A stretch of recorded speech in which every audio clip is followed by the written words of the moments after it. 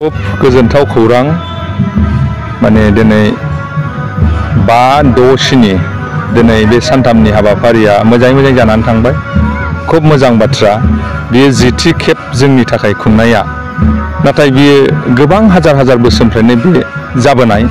नाथाय बर' हारि बर' माहारि हिसाबै आं थांनाय 4 थारिखआवबो बे खोथाखौनो बुंनो गोनां जादों, जिहेतु जोङो खुंनो गोसो गैयामोन। दा खुंनानै जों एसेबाबो धोरोम बिथिङाव हमदांनो हाबाय। आफा श्री कृष्ण लावखार गसाइया 16 जरा 16 खुन्थिया, मानसिनि हाथायाबो गोजौआव 16था गाहायाव 16था, ओंखायनो 1600 गप गपनि बेनो लीला बेनो खेला। दा ओंखायनो दिनै जे जोबथा जोंहा नियम बादियै मेला बानायदों, दिनै बेखौ थिसननो आराम्भ जाबाय बा थिसनबाय थाङोबा जेरै बर'हा गासैखौ खुलुमनो मोन्थाय दं आरो गासैहाबो गासैखौ खुलुमनो मोन्थाय दं।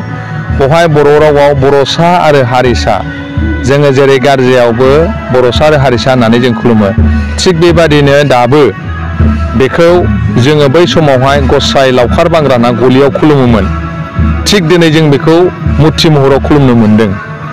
थिग दिनैहाय जोङो मुर्ति महराव खुलुमोब्लाबो आफाया दिनै गावनो स्वयं आइ आफा राधा कृष्णआ फैनानै बुंलांदों जे फिसाफोर, जोंखौ खुलुमनानै जोंखौ सिबिनानै रावबो इनाय अनागारि जानाङा, मानसिनि गाज्रि मावनाङा, फेरलेबसो दिनै जोंखौ खुलुमनानै गाज्रि दामाव गाज्रि हाबा दामाव, जों गासिबो नुजोबो मिथिजोबो। बे खोथाखौ स्वयं आफाया बुंलांदों।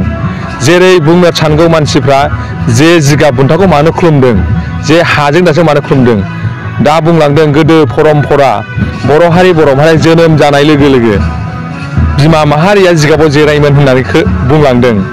आरो दिनै हाया बिमा बैसोमुथि, बेखौनो मानो लाजिदों खुलुमनो।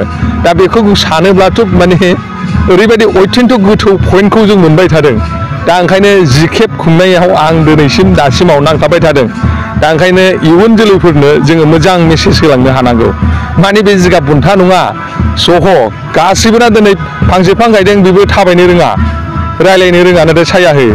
बेबो बेबायदि बे गोबां माने एन्सार कुइसन, नैबे दसे समनि गेजेरजों बेखौ बुंफ्रुजोबनो कृष्णनि रावजों बुंजोबनानै फोजोबनो हानांगौ सम्भब नङा।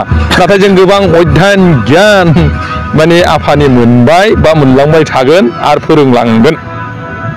राज होनदों, जेरै राजबहग, राज जानोबा सासे दैदेनगिरि जानोबा माबायदि खस्थ' भग खालायनांगौ, सासे इन्जिनियार जानोबा माबायदि दिनैहाय बियो लेखा फरायनांगोन, सासे डक्टर जानोबा माबायदि 24 घन्टा आवार्सआव बियो 20 आवार्स फरायनांगोन बा नोजोर लाखिनांगोन। दिनै राजबहग रायजोनि समाजनि सान्थिनि ओनसोलनि एरियानि दिनै बेवहाय माखासे गाज्रिबो दं, सम नांगौ।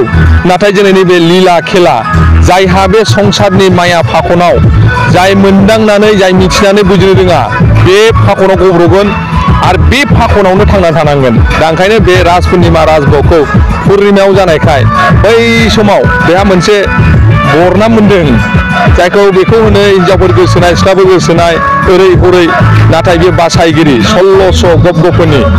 दा कृष्ण लीला बुंनो थाङोबा अर्जुनजों जखन फिक हादोंमोन, बियो बुंदों नों खालि गसंल', बे गासै खामानिखौ मावग्रोनानै दोनो।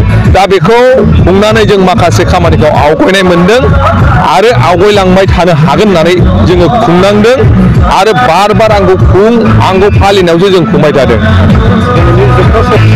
बियो खोब धोरोम सिबिसुला। आं गोबांखौनो लेंहरदों, दाख्लैबो आं MLA खौ लेंहरदोंमोन, दा बिथाङा दिनैबो लेंहरदोंमोन आङो, आरो उइलियामखौबो लेंहरदोंमोन आङो। बेवहाय बिसोर नुजाफैनो हायाखै।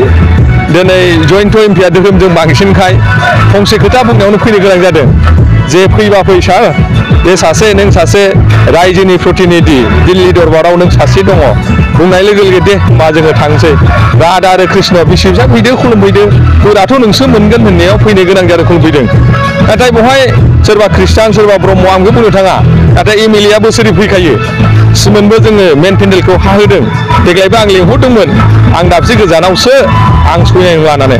उइलियामखौबो आङो बाय फनाव फुङावनो रायलायहरदोंमोन, सारा जुदि सोलाबा फै, बेयाव एसे आशीर्बाद लाफै, बे खोथाखौ बुंहरदोंमोन। नाथाय सफैयाखिसै, अब्लाबो बे मोनसे गिदिर खामानि मावनानै होदों, थेंक्स बावनांगोन।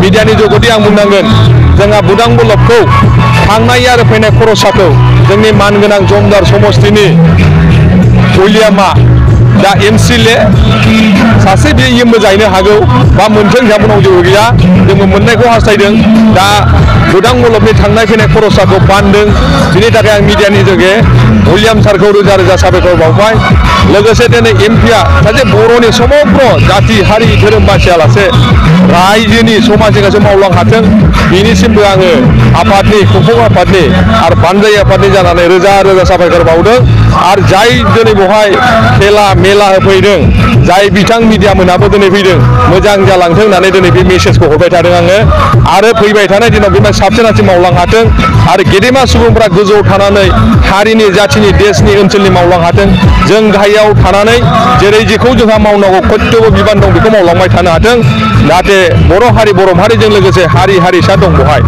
जेरै सावथाल राभा गार' बेंगलि नाथजुगि आफाया बयनिबो होननानैसो दिनै फोरोंनायखाय बे रावखौ बुंनो गोनां जादों आरो बयनिसिमबो आङो बे खोथाखौनो बुंनानै दिनैनि बेसेबांबा रंजा बाजा रंजा खुसि राधा कृष्णआव फैनानै रंजा रंजा थांबाय दिनै जों सिमोन थांनायाव जोङो दैयाव बासायदोंमोन बिराद दुखु मोनदों गाबदों बासायनायावहाय दा जोंखौ बासायनो नाङा जों बासायजाग्रा नङा होननानै दिनै रायजोनि मतामत लालायनानै आंनि न'आवनो दिनै बिनि थाखाय मोनसे मन्दिर बानायनानै दोननाय जाबाय आरो खुलुमखायो आं गोबावखासै दा बेयावनो दोनहैनाय जादों आरो